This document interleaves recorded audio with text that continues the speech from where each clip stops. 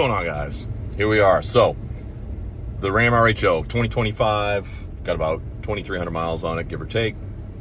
I've done a couple videos to sync over. I'll merge them in so you can check them out. I did launch control. I ran the launch control with and without my Cat 6, which if you guys don't know what that is, just Google Diablo Cat 6. It's made by Holley. It is a piggyback tuner similar to a JB4. You'll see that comparison a lot. The biggest difference is going to be that there is a throttle adjustment. So there's a plug onto the throttle, onto the USB, integrates right in with the computer as well. So a lot of communication and a lot of stuff that connects to it, the mass airflow sensor, and of course the pressure sensor on the under the hood. So it is a plug and play. Takes about, I don't know, maybe 30 minutes to install it. It just goes under the hood and you got to run a wire through the firewall. There's a rubber grommet in there to plug onto the OBD port in the throttle. So I do like that you can control the throttle, because on the RHO, my only gripe was the throttle was a little bit lazy when I initially got it. Now, of course, it's nice and broken in and feels great. And I currently keep it in a sport mode on the Cat 6 to just kind of give me that quarter throttle, kind of jump off the line.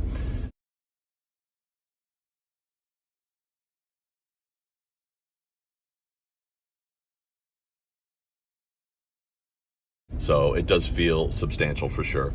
So check that out. It's definitely my favorite mod that you can put on these trucks. And of course, do this at your own risk. Will it void your warranty? Of course it will. Don't leave it on there and go get your oil changed. I would definitely take it off. So just a heads up on that, but it is definitely worth it. It's safe with all the factory parameters.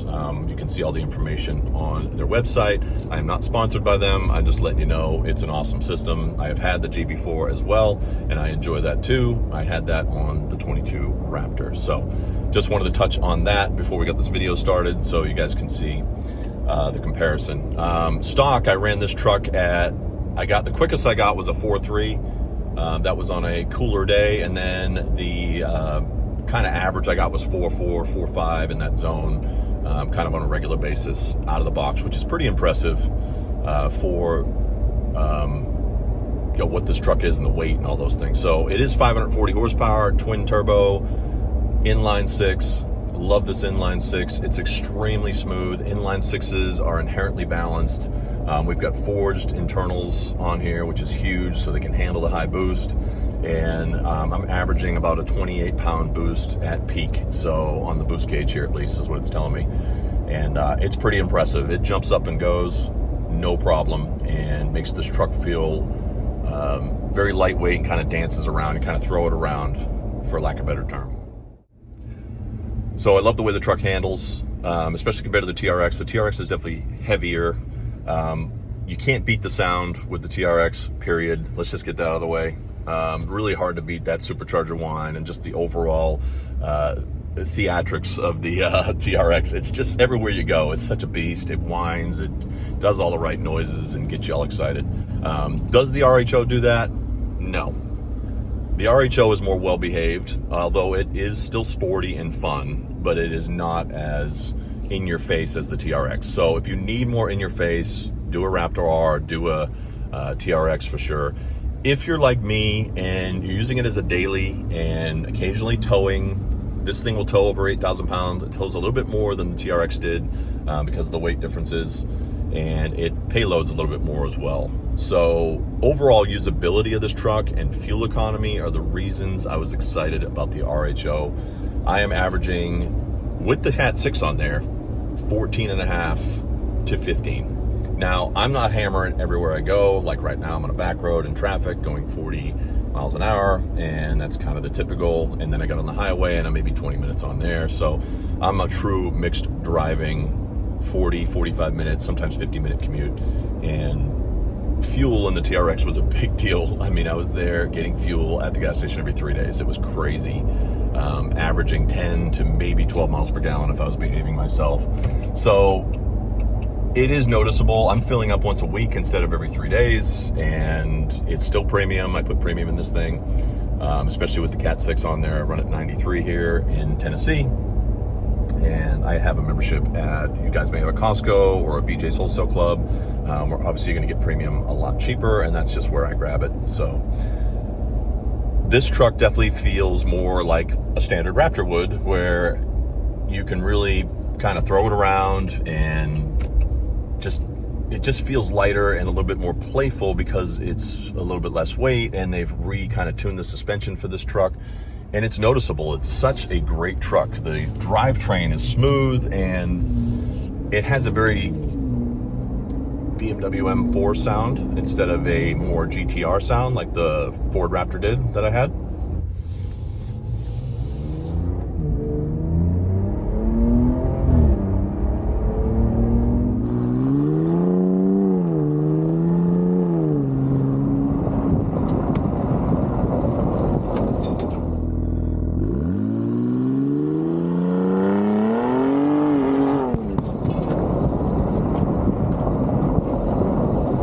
That's just personal preference, guys. So everybody likes what they like. I am definitely not going to disrespect the Raptor. It's one of my favorite trucks, and I've got some friends that drive them, and I don't want them to unsubscribe from me. Just kidding. But that being said, if I'm being honest, both trucks have pros and cons. Obviously, the pros of the Ram, we'll start with that, are going to be 540 horsepower, the inline six twin turbo. I think that's a great engine design. Time will tell how reliable and all the electronics and all the things with Ram that tend to happen. We know this. Honestly, it seems to be the luck of the draw because I've had some issues with my Ford trucks too. It's not like they didn't have all the recalls. I mean, everybody's got something. You know, GM's got their 6.2s and had their Google issues with their infotainment system. So everybody's got something going on in the reliability department. The 10-speed transmissions in the earlier years were having issues. They were a little more clunky on the Ford than they were in my GM truck. I mean, I could go back and forth all day long with pros and cons on both brands, all brands, and you just got to pick your poison, guys. I can see it in the comments. Oh, yeah, Ram, all this reliability. I think the biggest thing I've seen with Ram on the new trucks that they need to address is they need to put better batteries. They need to find a better battery manufacturer, because whatever they're doing with the batteries, there's just so much going on when you shut the truck off.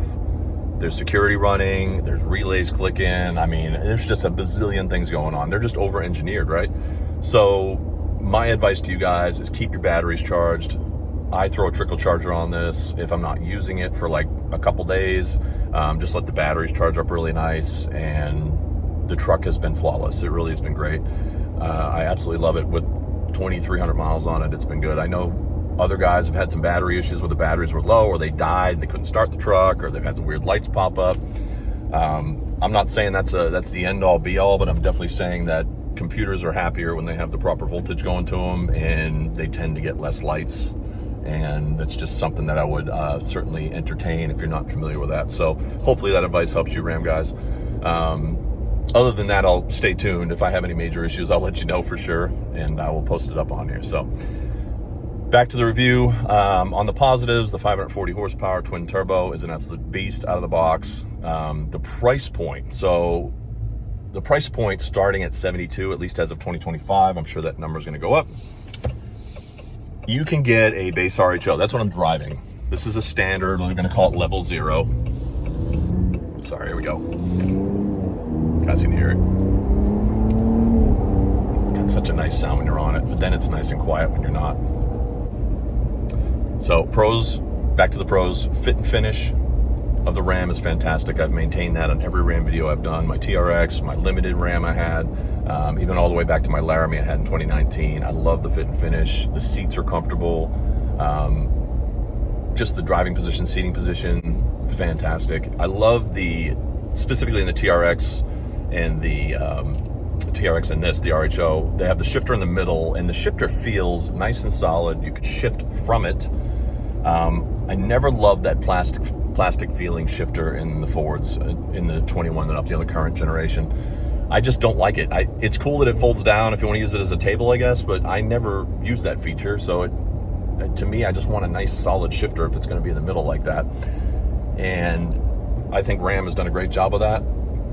So fit and finish, I love the shifter. I like the wireless charger in this, where when you shove your phone in there, it's not moving. It's not bouncing around on the wireless charger pad like it was in all of my F-150s, and even in my GMC one, which was in the center console. It wouldn't move as much in there. That's a good design, but you know, if you're going over my driveway is pretty aggressive. It's gravel, and if I'm flying down it, it's moving around in there. So I do like the way that Ram does the charger right there where it's tight and you just clip it right in. I like Ram's gauges because you can customize them, and there's multiple gauges, right? So you can go in there and you can tweak different screens. You have performance pages on the main screen, which shows you like boost pressure, intercooler temp. I mean, you name it, there's a gauge for it. And I think Ram has always done a good job with it. And on their Hellcats and everything else, it's really informative. So what else is great? Ride quality is fantastic. The shifting on the 8-speed ZF transmission, which is German, is fantastic. I definitely recommend people, you know, drive it, break it in, and the computer will adjust, because initially when I got it, it was shifting a little firm, and it does shift firmer in sport mode, but it's a good firm.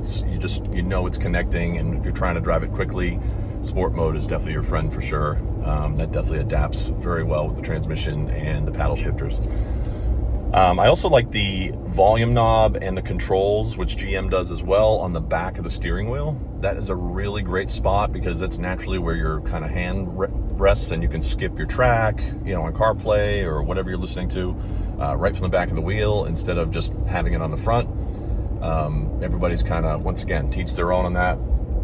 So fit and finish, 540 horsepower.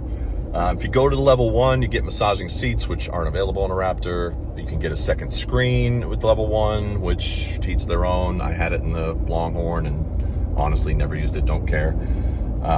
It really is just what matters to you. On Ford's positive side, they give you more standard equipment, whereas Ram really, when you do the base model like I've got, there's no cooled seats. There is no surround view camera. There is no rain sensing wipers, which I figured out. You still get the Alpine system, which is a fantastic amplified surround system. I actually like it a little better than Harman Kardon. It seems to be a little punchier. The bass doesn't fade out as much when you turn the volume up. I don't know why they do that on the Harman Kardon, but everyone I've had has done that. It drives me crazy. Ford's B&O is great too. I loved it, other than it rattling my back window to death. But the original Ford B&O would have had the 18 speakers before COVID and all the craziness happened. They started taking stuff out of the trucks. I don't know if they're still doing that on the newer ones. They may have gone back to the 18 speakers, but you guys can let me know in the comments below. But I would say the 18 speaker system I had was fantastic. The speakers in the headrest were cool. These ones are like, on the other ones are up in the ceiling for Ram. So it's just personal preference. The cab is very similar as far as just getting in and out of it. I've got a lot of space in here. It's 6 foot tall. My kids love it. Back to the Ford positives. You can drive the Ford in 2-wheel drive. I only have all-wheel drive, just like the TRX. So, I mean, honestly, I was in 4 auto a lot of the time anyways, just because with the bed back there, the weight of the aluminum body on the Ford was so light that I would just spin the tires all the time, and I ended up just being in 4 auto anyway. So, I mean, the positive being, if you want to go do burnouts and, you know, have some rear-wheel drive fun, you can do that in the Raptor. You cannot in the TRX. You've got to basically leave it in all-wheel drive, throw it in sport, shut all the traction off, but it's going to have all really sling it around, which it'll do for sure. Sound levels, you can hear it now. It's quiet. This is my big pro with the Ram. The Ram has a lot of luxury truck feel to it, I guess is the way I would put it. It's a little quieter when you're cruising around.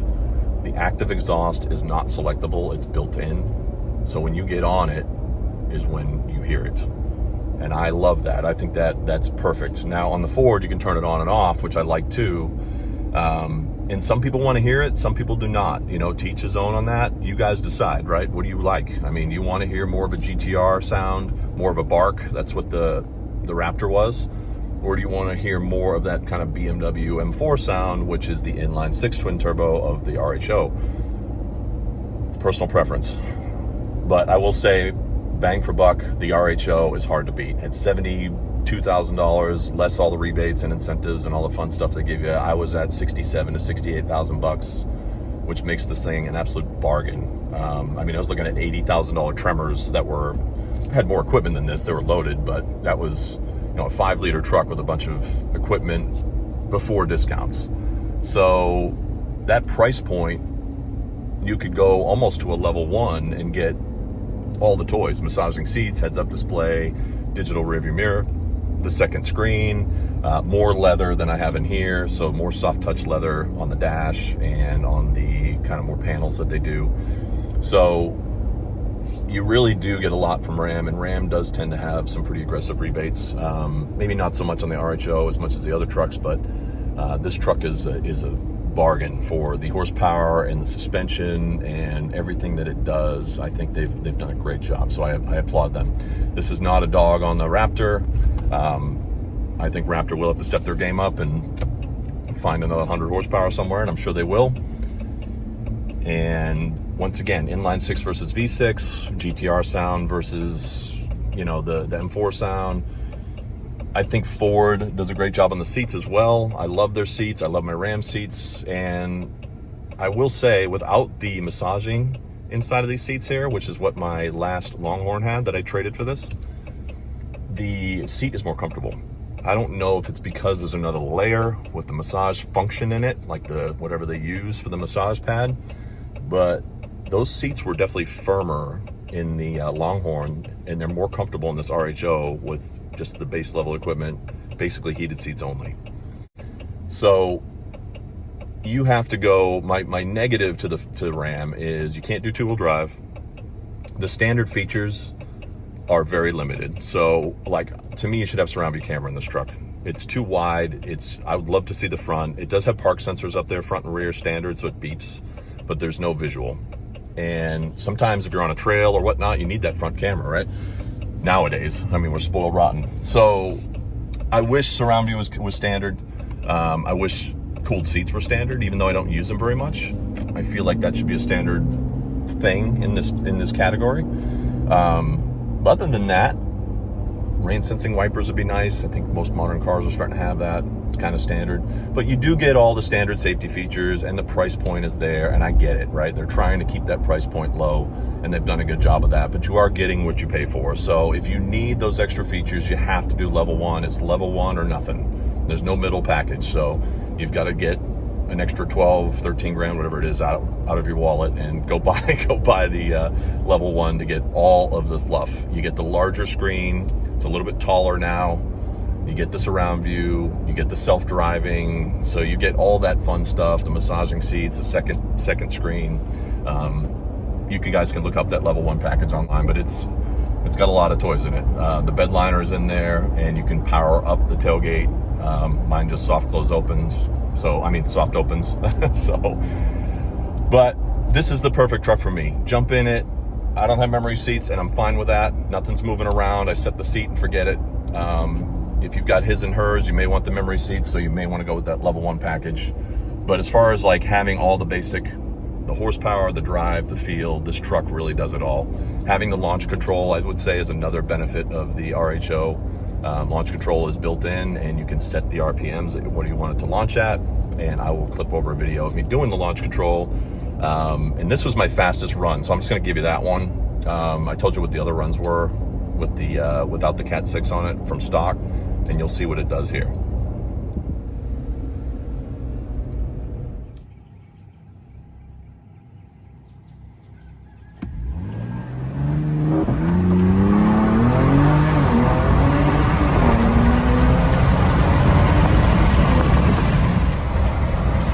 All right, so we got her in sport.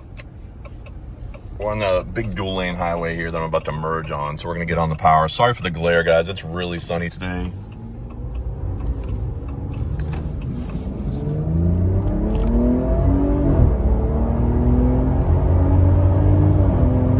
As you can see, this truck absolutely rips, especially with this Cat 6 in here. I mean, it does not take long for it to get right up to 80 miles an hour real quick. So I do love this thing. Running in that 4-second range to 60, and it just pulls hard at the top. That's what I like. And then it's quiet when you're on it. The shifts are really cool. You can hear that.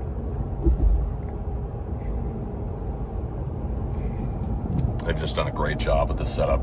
Very smooth ride, and you could daily this every single day. So you can kind of have your cake and eat it too. Good fuel economy for its size. It tows a little more than the TRX. Price point is right. It's really hard to dog it. Fit and finish is great. Sound system's great. A couple other gripes, because nothing's perfect. I don't like they got rid of the dipstick. That's a very German thing to do. Germans haven't had dipsticks in a while. It's basically got a digital readout for your oil, which is fine. It's what's in there, but I like pulling a dipstick out and checking it. So as far as changing your own oil, it's very simple on these. They have everything in the right place. I've already watched a few videos on it, and I do like that, the integration. But I will say, now that I've added the power steps to it, which you guys will see, I really love the layout of this truck. And it just, overall, it's a great ride. So if you guys are thinking about this, go drive one, check it out. And if you have any questions, post them below. I will try to give you the answers as quickly as I can. And I do appreciate you guys watching, appreciate the feedback. I'll keep you posted as we put some miles on this thing and let you know what's next. Thanks for watching, guys.